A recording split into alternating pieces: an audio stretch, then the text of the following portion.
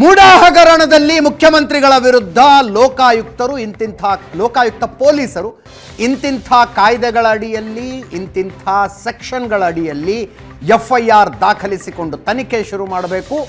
3 ತಿಂಗಳ ಒಳಗೆ ಡಿಸೆಂಬರ್ 24ನೇ ತಾರೀಖಿನ ಒಳಗೆ ನಮಗೆ ವರದಿ ಕೊಡಬೇಕು ಅಂತ ಜನಪ್ರತಿನಿಧಿಗಳ ವಿಶೇಷ ನ್ಯಾಯಾಲಯ ಆದೇಶ ಕೊಡ್ತು.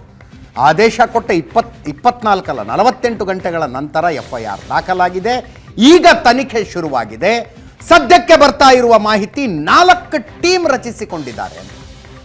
4 ಟೀಮ್. ಮೈಸೂರು ಲೋಕಾಯುಕ್ತ SP ಉದೇಶ್ ಅವರ ನೇತೃತ್ವದಲ್ಲೇ ಒಂದು ಟೀಮು, ಇನ್ನೊಂದು DYSP ಮಾಲತೇಶ್, ಲೋಕಾಯುಕ್ತ DYSP ಮಾಲತೇಶ್, ಮತ್ತೊಬ್ಬರು ಚಾಮರಾಜನಗರ DYSP ಮ್ಯಾಥ್ಯೂ ಥಾಮಸ್, ಮತ್ತೊಬ್ಬ ಇನ್ಸ್ಪೆಕ್ಟರ್ ನೇತೃತ್ವದಲ್ಲಿ.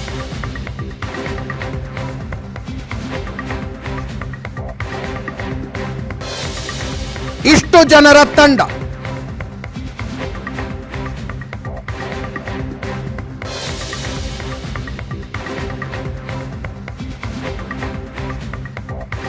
ಒಂದು ತಂಡವನ್ನ ಸ್ವತಃ SP ಉದೇಶ್ ಮುನ್ನಡೆಸ್ತಾರೆ.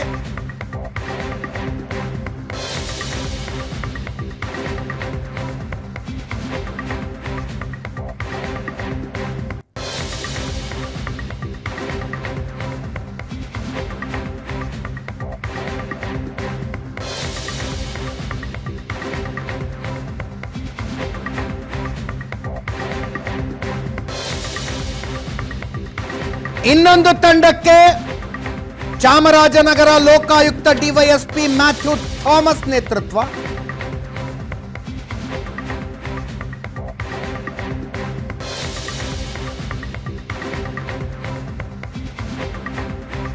ಮತ್ತೊಂದು ತಂಡಕ್ಕೆ ಲೋಕಾಯುಕ್ತ DYSP ಮಾಲತೇಶ್ ನೇತೃತ್ವ,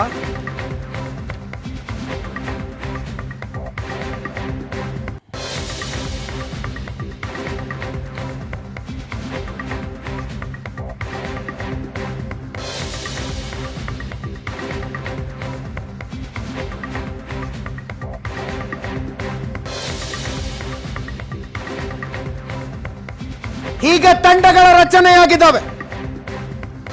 ಸದ್ಯಕ್ಕೆ ಹೈಕೋರ್ಟ್ ಆದೇಶದ ಅಧ್ಯಯನ ಅಂತೆ, ದೂರಿನ ಪರಿಶೀಲನೆಯಂತೆ.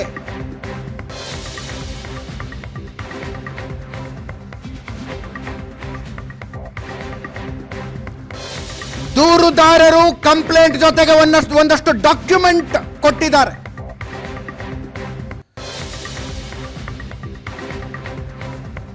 ಅದರ ಅಧ್ಯಯನ ಆಗುತ್ತೆ.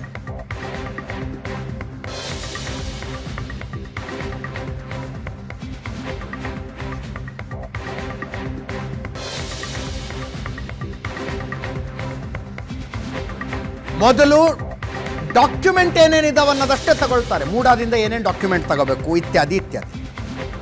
ಅದಾದ ನಂತರ ಆರೋಪಿಗಳಿಗೆ ನೋಟಿಸ್ ಕೊಡಕ್ ಶುರು ಮಾಡ್ತಾರಂತೆ.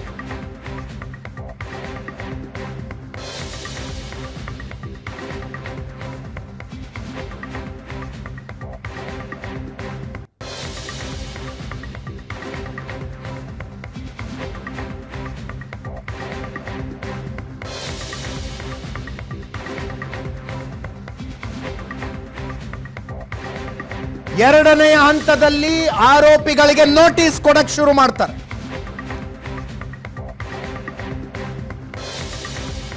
ಮೂರನೆಯ ಹಂತದಲ್ಲಿ ವಿಚಾರಣೆಗಳ ಆರಂಭಗೊಳ್ಳುತ್ತವೆ.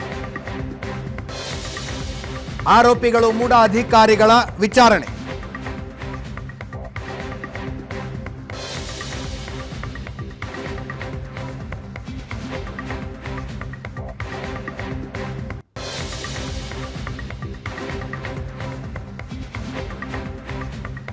ಅಗತ್ಯ ಬಿದ್ದರೆ ಆರೋಪಿಗಳನ್ನ ಅಧಿಕಾರಿಗಳನ್ನ ವಶಕ್ಕೆ ಪಡೆಯುವುದು, ಬಂಧಿಸುವುದು 4ನೆಯ ಹಂತ. 5ನೆಯ ಹಂತದಲ್ಲಿ ಜನಪ್ರತಿನಿಧಿಗಳ ಕೋರ್ಟ್ಗೆ ಅಂತಿಮ ವರದಿ ಕೊಡು.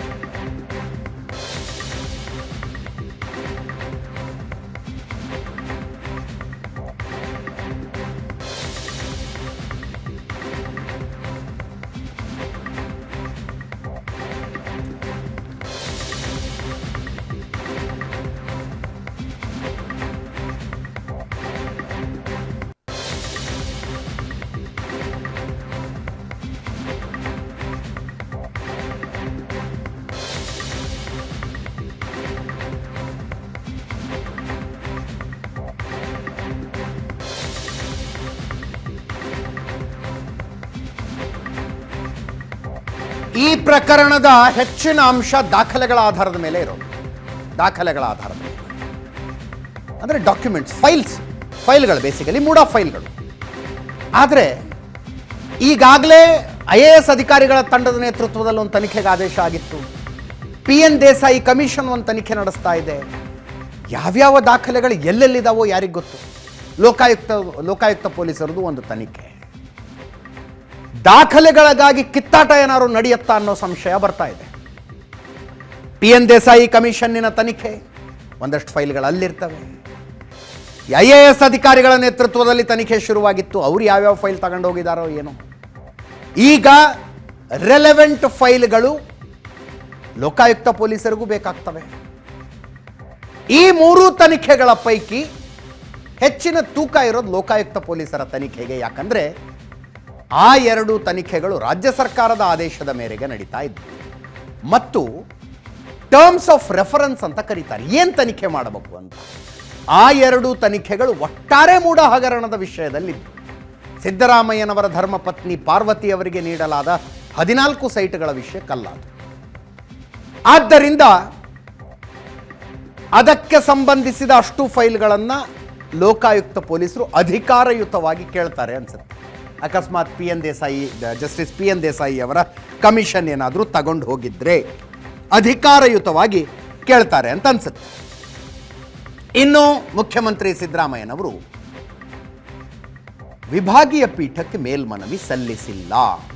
ಆಕ್ಚುಲಿ ಅವ್ರ ಲೀಗಲ್ ಟೀಮ್ನಲ್ಲಿ ಮಲ್ಟಿಪಲ್ ಒಪಿನಿಯನ್ಸ್ ಬರ್ತಾ ಇದ್ದಾವೆ ಅಂತ ಮಾಹಿತಿ. ಸೋಮವಾರ ಮೇಲ್ಮನವಿ ಸಲ್ಲಿಸುವ ಸಾಧ್ಯತೆ ಇದೆ.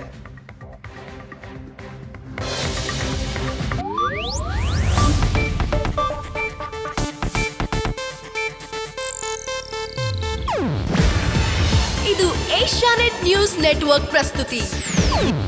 ನೀವು ನೋಡ್ತಿದ್ದೀರಾ ಏಷ್ಯಾನೆಟ್ ಸುವರ್ಣ ನ್ಯೂಸ್.